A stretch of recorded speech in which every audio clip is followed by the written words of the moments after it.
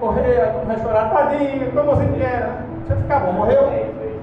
Aí vai lá, recebe pau no chão, cidade de pé junto, e lá não tem mais pregação, não tem mais igreja, não tem mais pastor lá pregando, porque a oportunidade foi aqui.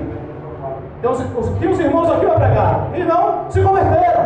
Então, vai seguir a morte eterna, vai ficar ali e vai ser a morte eterna, separados para sempre de Deus. Porque, é como diz, todos pecaram e destituídos estão na glória de Deus. Se você pegar Romanos 3:23 e fizer um casamento com 6:23, que o salário do pecado é a morte, você vai entender que a pior morte que tem não é a morte física, não. É a morte espiritual, viver separado de Deus. E a pior de todas é a morte eterna. Quando a pessoa é espiritualmente morre fisicamente, porque vai para a cidade de pé junto e lá não tem mais pregação nem nada. Aí acabou-se. Então, o momento oportuno para se arrepender e aceitar Jesus é agora.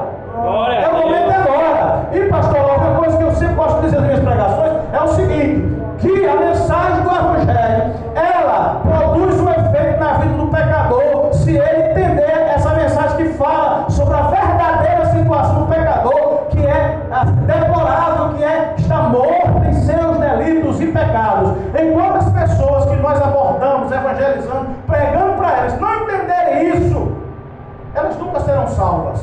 Quando estiver batendo o peito, não sou tão mal assim. Quando eu morrer, eu acho que eu vou me colocar no bom lugar, não quero mal para ninguém. Meus queridos irmãos, tanto faz um traficante lá, um estuprador está fazendo coisas erradas, como alguém que está numa religião, batendo no peito assim, dizendo: olha, eu faço tanta coisa boa e eu vou chegar para o céu porque eu sou bonzinho, não quero mal para ninguém. Todos os dois estão perdidos do mesmo jeito. A diferença é que se você pegar, por exemplo, um cadáver de uma pessoa que morreu há pouco tempo e pegar um que está com 4 dias que morreu, deu para entender, um ainda está praticamente intacto, o outro já está se deteriorando, está com putrefação. Então, o que faz muita coisa ruim para a gente espiritualmente já está em decomposição, vamos dizer assim, para a gente, né? Mas todos estão mortos, precisam aí de um processo, porque quando a gente fala da ressurreição de Jesus aqui, nós estamos ignorando que essa, assim como tem a morte física, a morte espiritual e a morte eterna, a gente pode entender que Deus deu a resposta para tudo isso também. Existe a ressurreição física, o caso de Lázaro, da filha de Jairo. Existe a ressurreição espiritual. Aleluia. Sabia disso? Vamos lá para Efésios capítulo 2, abre sua Bíblia. Efésios capítulo 2. Aleluia. O homem não está morto dentro dos pecados, espiritualmente?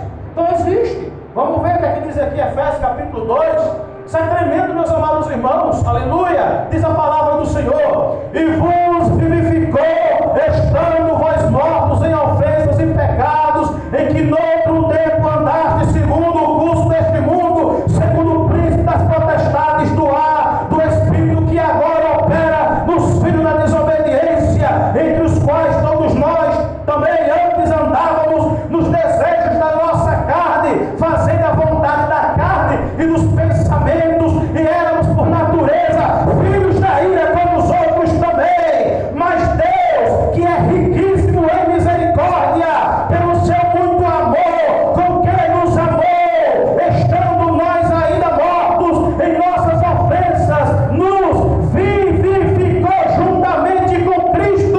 Pela graça sois salvos, e nos ressuscitou juntamente com Ele, e nos fez assentar nos lugares celestiais em Cristo Jesus. Aleluia! Oi. Glória a Deus. É isso que acontece. Eu acho que ela é em Colossenses 1:12 diz que Ele nos tirou da potestade do ar e nos transportou para o reino do Filho do seu amor. Ele nos deu vida, Ele nos ressuscitou, e agora esse homem, essa mulher que estava morto em seus delitos e pecados, agora está vivo, porque Deus lhe ressuscitou, lhe trouxe a vida espiritual para cogitar, para apreciar, para amar e para buscar as coisas de Deus. Aleluia! Aleluia! Glória a Deus! E aí, meus amados irmãos, então, assim como para a morte física existe a ressurreição física, aleluia, assim para a morte espiritual também existe a ressurreição espiritual. Está aqui o texto. Glória a Deus. Então, se para um homem pecador, na sua miserabilidade, sem condições de salvação própria. Qual foi a resposta? O amor de Deus. Quando eu disse que eu dividi a mensagem em 3 pontos: amor, poder e glorificação e glória, é porque para um ser humano desgraçado, morto em seus delitos e pecados, né, sem condições de salvação, só alguém que o amasse e tirasse dessa situação. Ele não tinha condições de fazer isso.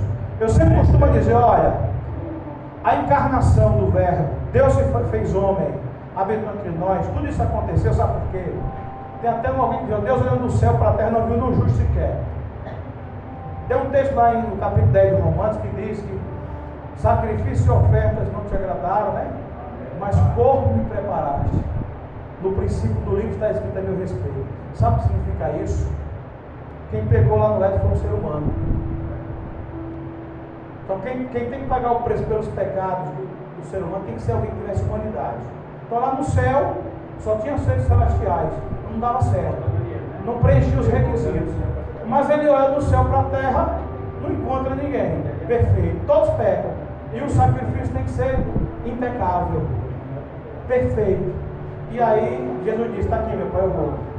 Deus se fez homem, assumiu a forma humana. Deu para entender o mistério aí, meus irmãos? O Verbo se fez carne. Então quando eu comemoro esse Natal, eu fico, ó, o pessoal tem esse significado do Natal. Natal é o nascimento do Filho de Deus. O nascimento do Filho de Deus significa Deus fazendo o homem. E ele se fez homem para quê? Para como homem, esse homem ofereceu o sacrifício perfeito na cruz para morrer pela humanidade, pelos seus pecados. Ele levou sobre si os nossos pecados na cruz do Calvário. E muitos não param para refletir sobre isso, pastor Lavo. A humanidade dele morreu, que só ele pôde preencher os critérios para satisfazer a justiça de Deus contra o pecado. E agora, então, esse pecador desgraçado, miserável, que foi essa morte, esse sacrifício, foi um amor singular, incalculável. Tanto que Paulo, no capítulo 5, versículo 8, ele diz: Deus prova o seu amor para conosco, em que Cristo morreu por nós, sendo nós ainda pecadores. Se você for olhar o texto lá do capítulo 5 de Romanos, é como se ele dissesse assim: olha, pode até ser que uma pessoa boa, alguém sacrifique e morra no lugar dela. Agora, com relação a Deus, ele não foi diferente. Ele não merecia nada. Não tinha nenhum bom, nenhum justo. Mas aí Deus provou o seu amor para conosco. Jesus morreu por nós, sendo nós ainda pecadores, desgraçados, miseráveis, imundos, sem merecer.